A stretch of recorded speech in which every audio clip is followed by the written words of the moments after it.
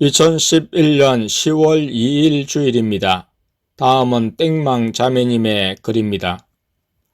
오늘 새벽에 꿈을 꿨습니다. 땡랑 사모님과 땡수 자매님이 내 옆에 있었습니다. 땡랑 사모님이 땡수 자매님에게 어떤 전화번호를 누르면 천국으로 전화가 걸려서 예수님께서 전화를 받으신대. 근데 번호가 뭐였는지 까먹었어 라고 말씀했습니다. 나는 호기심이 생겼어 꿈에서 생각나는 번호인 땡땡땡땡을 눌렀습니다. 그랬더니 전화가 걸려서 신호음이 갔습니다. 그리고 어떤 남자가 여보세요 줄래? 하고 영어로 전화를 받았습니다. 목소리가 맑은 느낌이었습니다. 내 이름을 알고 있어서 놀랐고 나는 혹시 예수님인가 생각하고 누구세요? 라고 여쭈었습니다. 그 목소리의 주인공이 난 하나님이야 라고 말씀하셨습니다. 그 말씀을 듣는 순간 진짜로 예수님과 통화를 한다는 게 실감이 났고 예수님의 목소리가 이렇게 실감나게 들린 적이 처음이라 당황했습니다.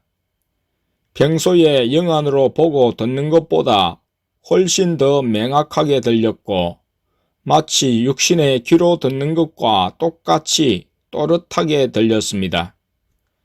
여태까지 알고 있던 예수님이셨지만 마치 처음 예수님 앞에 선 사람처럼 마음이 뭉클하고 감격스러웠습니다.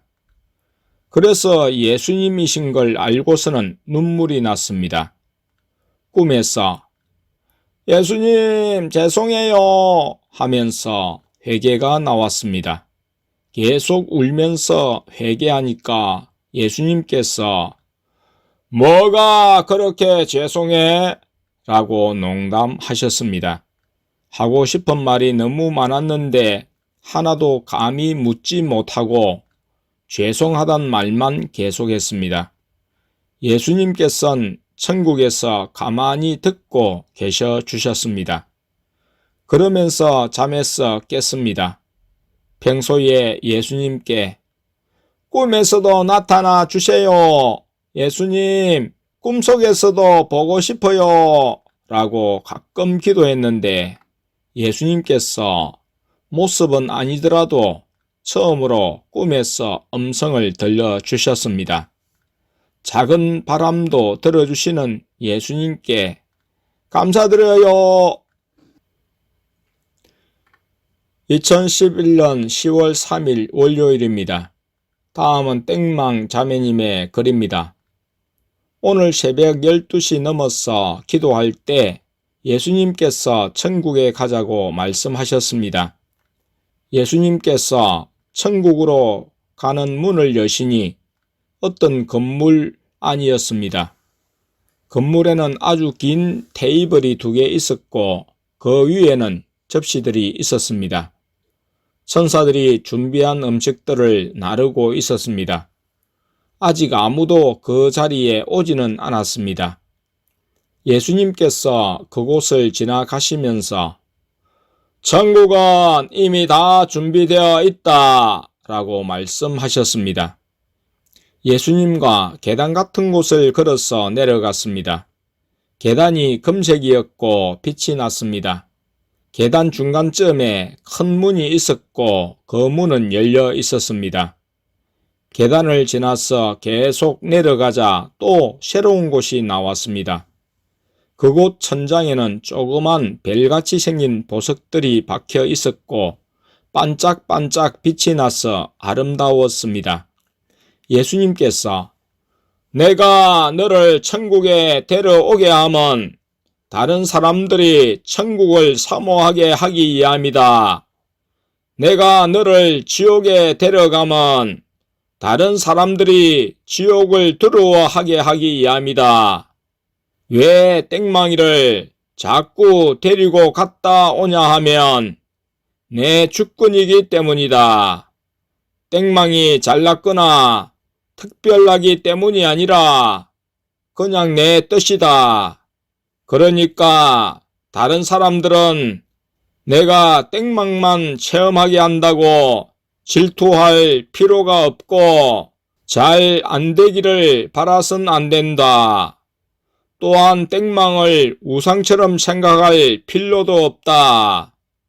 그를 통해 땡망을 보는 게 아니라 나를 봐야 한다. 라고 말씀하셨습니다. 예수님께서 천장을 보여주신 후 천장에 있는 유리 지붕으로 데리고 올라가셨습니다. 유리 지붕에서 보니 집들이 보였고 나무가 많이 보였습니다. 예수님께서 삼각 샌드위치를 주셔서 먹었습니다. 예수님께서 바이올린을 키셨습니다. 그리고 바이올린을 키시면서 초원교회 성도들이 영안을 더 사모해야 한다. 나는 모든 성도들이 영안 열기를 바란다. 그를 읽고 더 사모해라. 각자 나의 계획과 시기는 달라도 너희가 사모하여 구하면 영안이 열리는 시기가 더 단축될 수도 있다. 라고 말씀하셨습니다. 그 말씀 후 교회로 돌아왔습니다. 2011년 10월 3일 월요일입니다. 새벽에 꿈을 꾸었는데 시골집이었습니다. 옷 정리를 하는 중 아버지가 나타나서 화장실 쪽으로 가보라고 하셨습니다. 내가 아래채 짐 모퉁이를 돌아 화장실이 있는 텃밭 쪽으로 나가서 텃밭 위를 보았습니다. 그냥 눈으로는 특별한 것이 없어 눈을 뜨고 감기를 반복했습니다. 두세 번 반복했을 때 눈앞에 무슨 물체가 신속하게 왔다 갔다 자신의 정체를 숨기고 나에게 다가옴을 느꼈습니다. 그래서 내가 성령의 무기를 외쳤습니다. 물체가 다가옴을 느끼며 마귀의 특유의 냄새와 함께 강한 힘이 전해져 옴을 느꼈습니다. 내 정신은 멀쩡하여 마귀를 신속히 물리치고자 무기를 외치나 입에선 말이 나오지 않았습니다. 입만 뻥긋뻥긋할 뿐이지 말이 입 밖으로 나가지 않았습니다. 마귀가 강하게 역사하는지라 성령의 무기를 속으로 외쳤어 물리치려 했으나 소용이 없었습니다. 순간이었지만 다급했고 이전에도 그랬던 것처럼 꿈에서 마귀가 사로잡음을 인식하고 정신을 차려 무기를 외쳤습니다. 그때야 입에서 성령의 무기가 외쳐졌습니다. 잠에서 깨어 영안으로 앞을 직시했습니다. 마귀가 그 정체를 서서히 드러내며 내 눈앞에 나타나기 시작했습니다. 험상궂은 큰 얼굴에 눈을 치켜 뜨고 위협하는 모습으로 나타났습니다. 그러나 성령의 무기를 곧 사용하여 외쳤으므로 완전히 모습이 드러날 수 없었고 계속적인 공격에 서서히 사라졌습니다. 예수님께서 마귀를 붙여 싸우게 하시고 영안으로 인도하고 계셨습니다. 막내를 통해 예수님께 아버지, 천국에 계신 육신의 아버지가 누구신지 여쭈니 예수님이라고 하셨습니다. 2011년 10월 3일 월요일입니다. 다음은 땡망 자매님의 글입니다. 오늘 저녁 기도 시간에 예수님께서 지옥에 가자고 하셨습니다. 무기를 써서 예수님이신지 확인하고 지옥에 갔습니다. 예수님께서 지옥 가는 문을 여시자 암흑이 보였습니다. 어떤 여자가 팔을 뻗어 예수님을 잡으려고 했지만 손이 닿지 않았습니다. 예수님께서 그 여자를 바라보시며 여자야, 너가 왜 이제 와서 나를 찾느냐? 라고 말씀하시고 등을 돌려 가버리셨습니다. 여자가 예수님을 고통스럽게 부르짖었지만 예수님은 자리를 떠나셨습니다. 지옥에서 마귀 한 마리가 예수님과 내 옆을 지나갔습니다. 감옥이 있는 곳을 지나서 마귀들이 물에 잠겨 있는 곳을 지났습니다. 그곳을 지나서 오른쪽으로 가서 돌로 된 길로 갔습니다. 돌로 된 길을 가다 보니 앞에 큰 바위로 된 산이 양쪽으로 두 개가 나왔고 길이 가운데 있었습니다. 그 길로 걸어가니 바위산에 영혼들이 창 같은 것으로 박혀 있었습니다. 아주 많은 영혼들이 박혀 있었습니다. 예수님께 여기는 어떤 지옥인가요?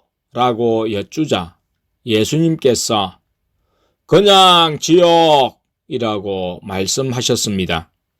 예수님께서 위로 날아 올라가셨습니다. 그중 한 영혼에게 멈추셔서 잠깐 대화를 하셨습니다.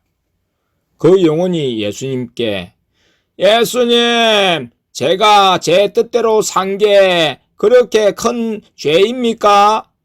저는 교회도 꼬박꼬박 다녔고 11조도 잘하고 헌금도 잘했는데요. 라고 말씀드렸습니다. 예수님께서 내 속에 한 영혼을 진심으로 사랑하는 마음이 있었느냐? 너가 한 영혼을 긍휼히 여기고 용서하는 마음이 있었느냐?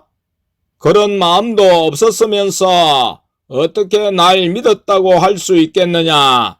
라고 말씀하셨습니다.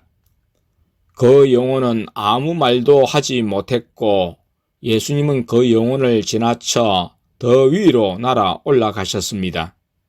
올라가시면서 아무리 지옥의 영혼들을 보여주고 천국을 끝없이 보여주어도 삶에 변화가 없으면 아무 소용이 없다.